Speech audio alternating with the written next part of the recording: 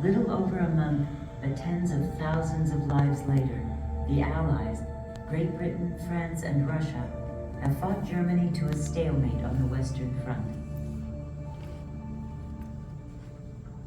Germany's plan, to defeat France in a quick knockout blow, then turn its military might against Russia, has failed. The war of rapid movement is over. On both sides, there is but one choice if the armies are to continue fighting. It is absolutely essential not to retreat. Therefore, the men must dig in wherever they find themselves and hold onto the ground they now occupy. The trench war on the Western Front begins.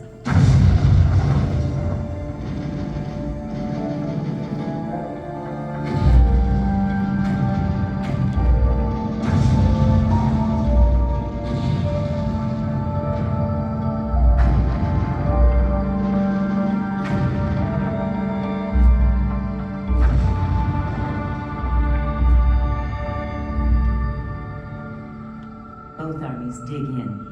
Hundreds of thousands of soldiers, reinforced by wave after wave, millions of new recruits, and ever-growing artillery forces, battle along a 475-mile front, from the English Channel to the Swiss Alps.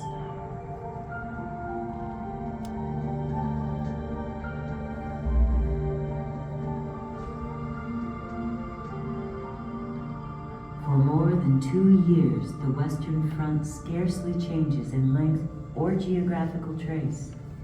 We took 5 trenches last night, but we've been put out of 4 of them, chiefly by bombs. We lost some 1,500 men, I'm afraid. The movement was good, but the expense was great. Small gains take days of non-stop onslaught and cost hundreds of thousands of lives. In 3 years, a third of the soldiers on both sides perish.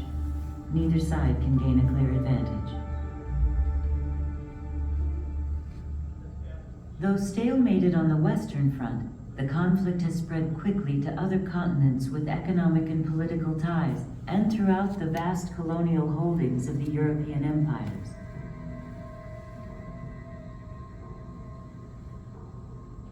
German U-boats torpedo merchant and passenger ships in neutral waters without warning. This unrestricted submarine warfare expands the conflict onto the high seas. With the sinking of the Lusitania in May 1915 and the loss of American lives, the U.S. threatens to break diplomatic ties with Germany, a threat that helps halt Germany's submarine rampage. Still, by the end of that year, the war already called the Great War is now truly a world war.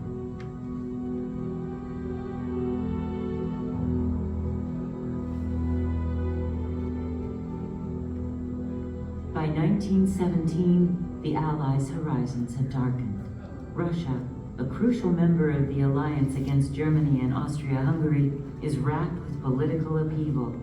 Russia's ability to sustain a war effort is waning. Germany, desperate for a breakthrough, can now concentrate troops on the Western Front. Farms in Allied countries have had a weak harvest. Food is short. Sensing that the tide is turning, the German War Council considers a gamble, reinstating submarine attacks on civilian merchant ships supplying the Allies. It's a race against time. But the Germans believe they can starve the Allies into surrender before Germany itself is strangled by Britain's ongoing naval blockade. They calculate the risk of drawing America into the war. From a military point of view, America is nothing.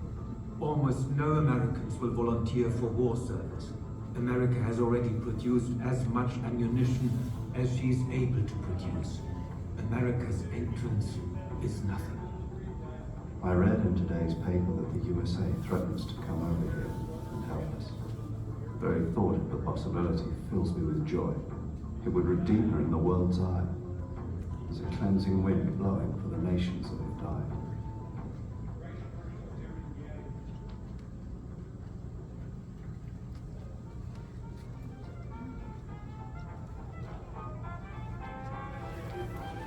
To Americans, the war has always been over there. That is clearly changing. But neither is the war quite over here.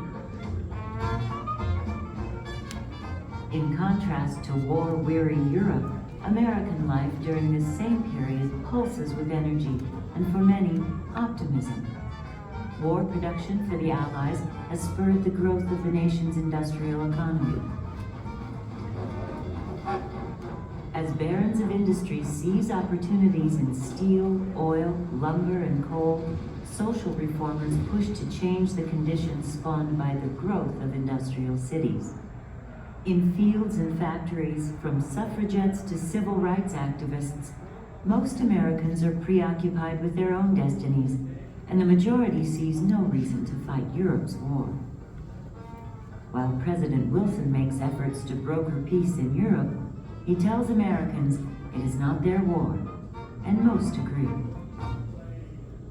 But the war has already touched many Americans.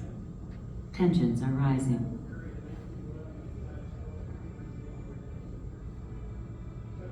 The U.S. is a country of immigrants. 10 million are from Germany and Austria-Hungary.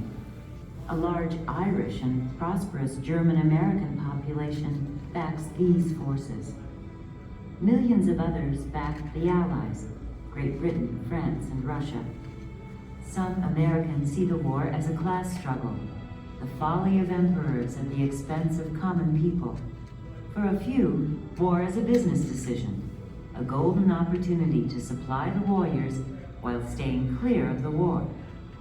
As the debate intensifies, President Wilson narrowly wins re-election in 1916 under the slogan, "He kept us out of the war." But in the early months of 1917, few Americans can deny that war, whether the U.S. joins in or not, is just over the horizon. Germany's unrestricted submarine warfare resumes and begins to take its toll. At 10:30 p.m. there was a muffled noise. 5 sharp blasts. A signal to abandon. Lower away. Someone gave the order. We started downward. My beloved mother and sister have been foully murdered on the high seas. I call upon my government to preserve... For my part, I am a conscientious objector from the word go. They may shoot me if they like, but they... War would benefit only the class of people who will be made prosperous, who have already made millions of dollars. I must tell you something of the extraordinary change in this country.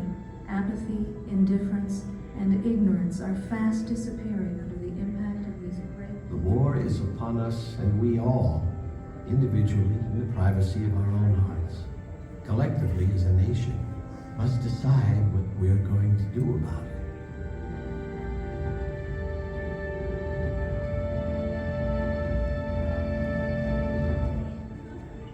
Germany has long been at work on American soil through acts of industrial sabotage and attempts to bribe politicians.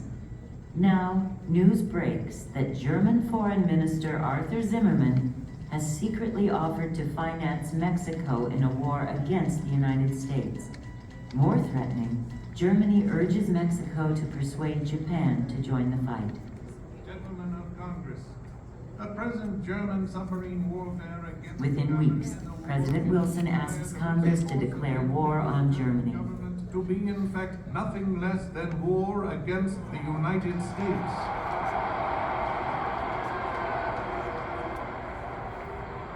At this moment in time, it is not clear whether America's decision has come in time to save the Allies, whether Germany's gamble on unrestricted submarine warfare will pay off, whether some as yet unforeseen event will change the outcome of the war.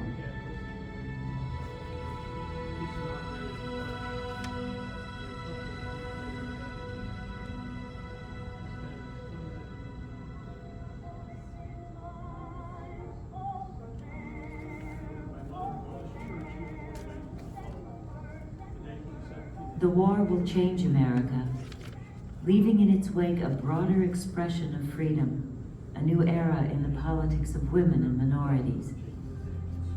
What will this mean to a world America hoped to make safe for democracy? The war will thrust America onto the global stage, No matter who wins, can America retreat again into isolationism? The war will transform America's industrial and military might. If the Allies prevail, how will America use its post-war power?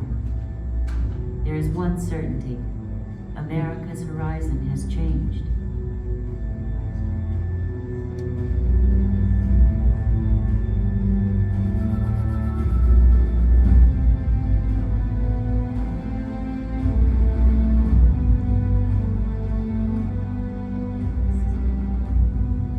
Global war has collapsed all horizons into one. Beyond this moment in 1917 lies the future of the world. This movie will restart shortly. If you are through with the East Gallery,